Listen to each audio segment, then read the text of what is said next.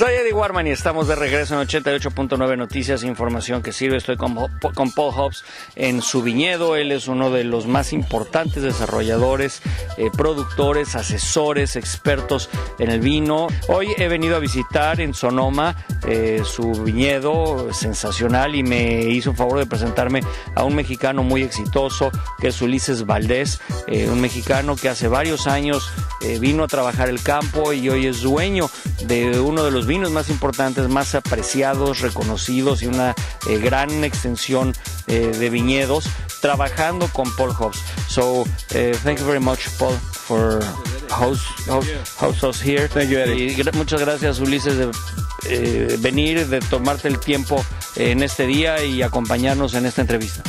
Well, primeramente, gracias por la invitación de Pablo y de usted, pues, y mucho gusto en conocerlo, y pues aquí estamos. Bueno, pues, I would like to talk about Californian wines. Let's explain what is going on with California wines. The last years, California wines turn around, start becoming very commercial, very successful all over the world. Well, Eddie, it seems to me that one of the main activities in the 90s, California wines were very popular only in the United States. They were very good quality, but people had such limited quantities that there was no activity in the export sector. And I think, interestingly, in the last 4 or 5 years, there's been more production, very good quality, and more interest by California producers to sell outside of California, outside the United States. Now, there are small producers, small wineries, really taking care about the year, about the weather, about the field. And that was the Europe school. How Correct. did it arrive to the United States? Well, it finally came, thankfully. I've never been much of a fan of this emphasis on the winemaker as the magician, so to speak, and the emphasis on the winery. There was some period of time, particularly even in the 70s, where the winemaker was, and the wineries were sort of like rock stars. And the vineyard was sort of like thought of as a second cousin, not very important. And sadly, that meant not much quality was coming in from the vineyards, but the labels were growing in the United States. It was a period of time in the United States where wine was very new. And so it was possible to build big names, but the quality wasn't there. Today, people really have much more passion for the vineyard and the quality of the fruit. ¿Cuánto ha cambiado en los últimos 15 años tu manera de cosechar la uva, de trabajar el campo? Tú llegaste entre 85 y 90 a Estados Unidos a trabajar los viñedos, ¿no?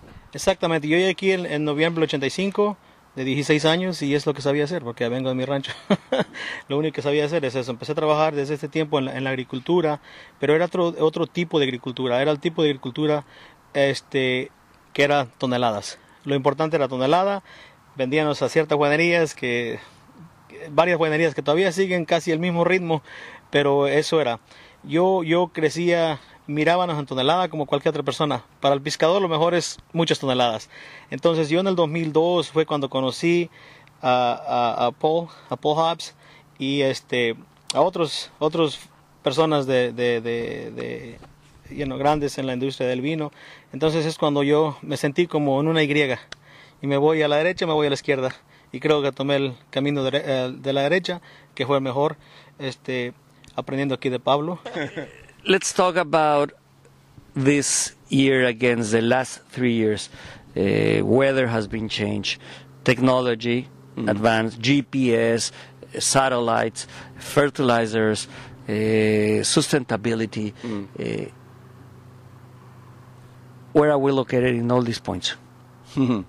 That's a broad question, Eddie. Really, what's fantastic is that I feel that each year we are making incremental improvements, and working with dedicated people with, as Ulises mentioned, an eye toward quality. Every year we're finding and learning something, so we're not resting on laurels from the past. And there's tremendous, even if we look around this region, we're in the Russian River, which is near the ocean. We're only 9 to 10 miles from the ocean, 15 kilometers from the ocean here.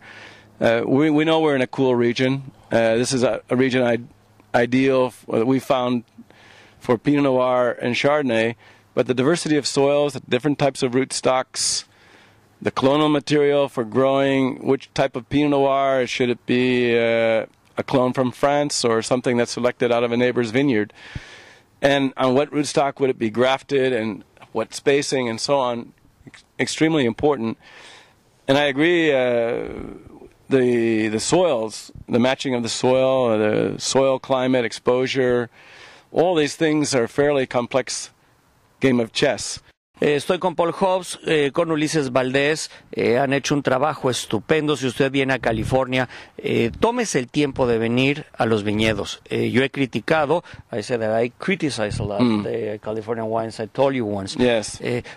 Pero hay viñedos como estos de Paul Hobbs y los de Ulises que tienen un cuidado, que tienen toda esta manera europea traída a América con la tecnología americana. Y yo estoy seguro que usted se va a sorprender de viñedos como este, de casas como la que tiene Paul Hobbs, y espero conocer pronto la de Ulises y descubrir unos vinos fantásticos. Voy a Noticias e Informe Vial y volvemos. Soy Eddy Warman, 88.9 Noticias, información que sirve, y todo esto usted lo va a poder ver en www.eddywarman.tv.